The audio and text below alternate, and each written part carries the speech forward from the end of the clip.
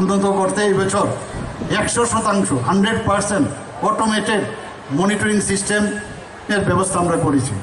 Mid day মিলের জন্য যারা ফ্রেশ তারা খাবার পায় তার জন্য 3134টি বিদ্যালয়ে কিচেন গার্ডেন গড়ে তোলা হয়েছে। 2024 অর্থ বছরে সমগ্র শিক্ষা ও পিএমশ্রী প্রকল্পের অধীনে 181টি বিদ্যালয়ে তথ্য ও যোগাযোগ প্রযুক্তি আইসিটি, 95 বিদ্যালয়ে স্মার্ট ক্লাস, 140টি বিদ্যালয়ে টিঙ্কারিং ল্যাব, 180টি বিদ্যালয়ে পার্সোনাল অ্যাডাপটিভ লার্নিং ল্যাব এবং 102টি বিদ্যালয়ে দক্ষতা শিক্ষা এবং স্কিল এডুকেশন চালু করা হয়েছে।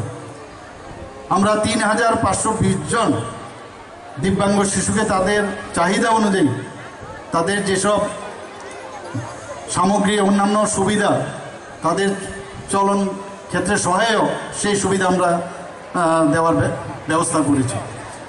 2024-25 অর্থ বছরে প্রায় 378টি বিদ্যালয়ে প্রায় 18,90,00,000 টাকা ব্যয়ে টিচিং লার্নিং ম্যাটেরিয়াল অর্থাৎ টিএলএম পার্ক স্থাপন করা হয়েছে এবং শিক্ষার্থীদের যাদের বাস্তব অভিজ্ঞতা যাতে অর্জন হয় তার জন্য প্রায় 50,39,00,000 টাকা ব্যয়ে প্রায় 2,22,000 উপর শিক্ষার্থীকে যাতে বাইরে গিয়ে শিক্ষামূলক ভ্রমণের সুযোগ পায় তার ব্যবস্থা করা হয়েছে।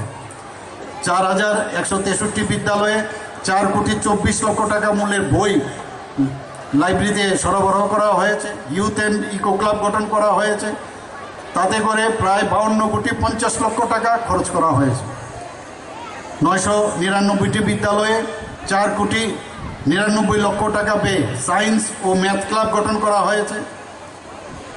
16টি কস্তুরবা গান্ধী বালিকা বিদ্যালয়ে 9,81,00,000 টাকার উপরে ব্যয় করে ছাত্রী আবাস নির্মাণ করা হয়েছে।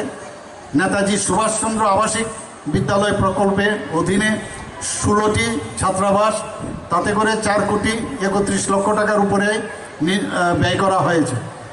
455টি বিদ্যালয়ে 1,31,00,000 টাকার উপরে স্যানিটারি ন্যাপকিন যে ভেন্ডিং মেশিন বা ইনসিনেটার সেটা বসানো হয়েছে।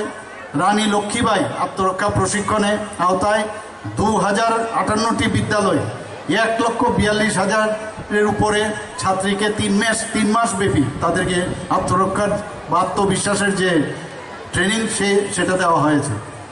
এবার 2025-26 অর্থ বছরে আপনারা সবাই জানেন যে বিজ্ঞান ও ইংরেজি বিষয়ের উপর আমরা কোচিং সেন্টার চালু করার প্রস্তাব এবার রেখেছি এবং আমাদের ব্যয় সংস্থানও সেখানে রাখা হয়েছে। এই কোচিং সেন্টারে প্রতিটি মহকুমায় একাদশ ও দ্বাদশ শ্রেণীতে যারা 100 জন করে শিক্ষার্থী কোচিং গ্রহণ করবে। সদর মহকুমায় আমরা 3টা কোচিং সেন্টার এখানে স্থাপন করছি। আপনারা সবাই জানেন যে আমাদের যে গার্জিয়ানরা আছেন আমরা সবাই ছেলে মেয়েদের পড়াশোনার জন্য স্কুলের শেষে সব ধরতে থাকি কোন টিচারের কাছে দেব। আমরা ঠিক করেছি না, এটা হবে না।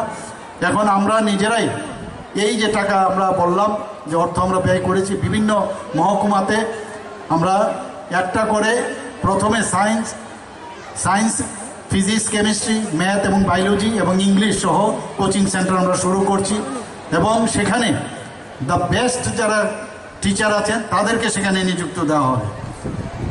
আপনারা উচ্চশিক্ষার কথা যদি আমরা বলি, রাজ্য সরকার বিভিন্ন ডিগ্রি কলেজের জন্য প্রায় 201টি সহকারী অধ্যাপক এবং 13টি অধ্যক্ষের যে শূন্যপদ সেগুলো আমরা পূরণের চেষ্টা করছি এবং সেগুলো অবশ্যই কয়েকদিনের মধ্যে হবে।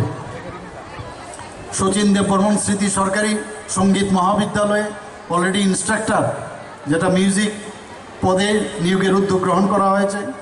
আমাদের ত্রিপুরাতে